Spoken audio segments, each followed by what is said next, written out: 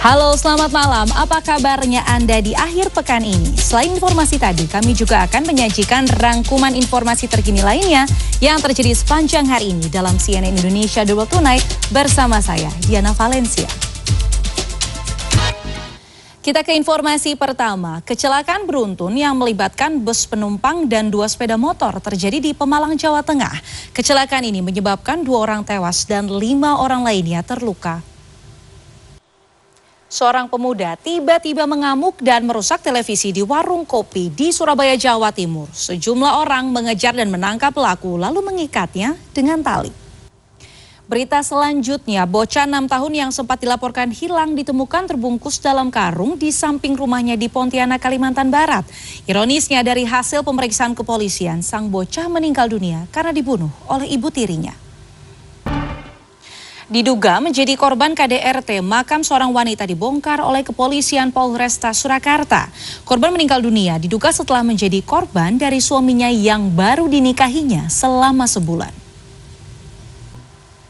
Truk bermuatan makanan ringan terguling usai gagal menaklukkan jalan menanjak di Kabupaten Tapanuli Selatan, Sumatera Utara. Adapun di lokasi lain di Kabupaten Bogor, sebuah truk pengangkut limbah industri terguling setelah sopir truk berusaha menghindari pengendara sepeda motor di depannya yang mengalami kecelakaan tunggal. Fakultas Kedokteran Universitas Diponegoro menampik adanya praktik perundungan di balik kematian Dr. Aulia Risma Lestari, mahasiswi program pendidikan dokter spesialis anestesi beberapa pekan lalu. Namun Undip mengakui ada aksi perundungan pada 2021 dan 2023 yang membuat pelaku perundungan ini dipecat. Ex-Gubernur Jakarta Anies Baswedan mengunjungi kantor DPD PDIP di Cakung, Jakarta Timur. Anies Baswedan mengunjungi kantor DPD PDIP di Cakung, Jakarta Timur pada Sabtu siang. Dalam kunjungan ini, selain silaturahmi, Anies juga membahas soal pilkada. Masih seputar Partai Banteng, sosok yang akan diusung oleh PDI Perjuangan untuk Pilgub Jakarta dan Jawa Tengah masih belum diputuskan partai ini. Nama Hendar Prihadi atau yang akrab disapa Hendi pun menjadi salah satu sosok yang sempat disebut di pilkada 2 provinsi ini. Ketua Umum Partai Kebangkitan Bangsa Muhaimin Iskandar mengaku pasrah dengan jabatannya saat ini. Caimin mengatakan dia tak berambisi lagi untuk menjadi Ketua Umum PKB pada periode selanjutnya.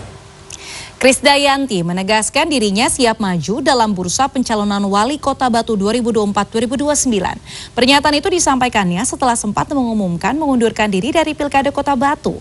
Sementara itu, mantan Sekda Polewali Mandar, Sulawesi Barat, Andi Bebas Panggazali, mendeklarasikan diri maju sebagai bakal calon bupati dengan menggandeng pedangdut jebolan ajang pencarian bakat, Siti Rahmawati. Presiden Joko Widodo angkat bicara terkait aksi demonstrasi di area gedung DPR Kamis lalu. Ia menilai aksi massa tersebut merupakan bagian dari aspirasi masyarakat. Kami akan update informasi terkait dunia internasional untuk Anda. Penembakan terjadi terhadap warga Palestina di Jabalia pada Jumat. Petugas medis Palestina mengatakan peristiwa itu menewaskan beberapa warga dan melukai beberapa orang. Baku tembak dan serangan udara antara Israel dan kelompok Hizbullah yang didukung Iran terus terjadi. Rentetan roket diluncurkan dari Lebanon Selatan ke Israel Utara, begitupun sebaliknya. Serangan udara Israel pada Jumat menewaskan sedikitnya 8 pejuang Hizbullah dan seorang anak. Kedua partai besar Amerika Serikat, yakni Partai Republik dan Demokrat, telah mengakhiri konvensi nasional masing-masing. Artinya kampanye pemilu Amerika Serikat kini beralih ke kampanye di setiap negara bagian, terutama negara bagian kompetitif yang disebut swing state atau battleground state. Informasi selanjutnya, gunung berapi Islandia kembali menyemburkan lahar panas. Letusan kali ini menyebabkan 3,9 km kawah Sunduka retak dalam waktu 40 menit. Sementara itu, kebakaran juga menghanguskan lahan pertanian dan hutan di Sao Paulo, Brazil. Sedikitnya 15 orang tewas dan jutaan orang lainnya harus dievakuasi akibat banjir di Bangladesh. Luapan air ini disebabkan hujan monsun yang menggenangi beberapa wilayah di bagian timur negara di Teluk Benggala ini. Video seorang biduan dangdut dilecehkan saat manggung di Pati, Jawa Tengah viral di media sosial. Di lokasi yang berbeda, video sejumlah pria dan wanita berjoget dengan diiringi musik dari disc jockey yang dinarasikan terjadi di pekarangan sebuah masjid. Dari Festival di Dieng kita beralih ke festival di Jawa Barat.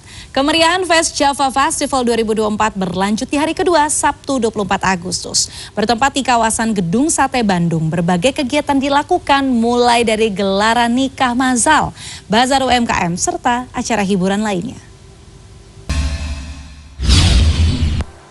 Memasuki akhir pekan, jangan lupa Transmart Full Day Sale akan kembali hadir menemani aktivitas Anda. Boleh dicatat, Minggu 25 Agustus 2024 mulai dari toko buka hingga pukul 10 malam serentak di seluruh gerai Transmart se-Indonesia. Anda bisa menikmati belanja berbagai produk dengan diskon besar-besaran, serta diskon hingga 50% ditambah 20% bagi pelanggan yang menggunakan Alo Prime, kartu kredit Bank Mega atau kartu kredit Bank Mega Syariah.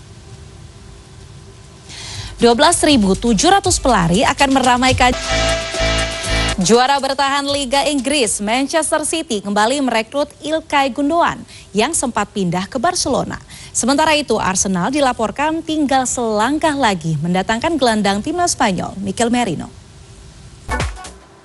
12.700 pelari akan meramaikan Jalan Protokol dan Desa Gianyar, Bali Minggu pagi.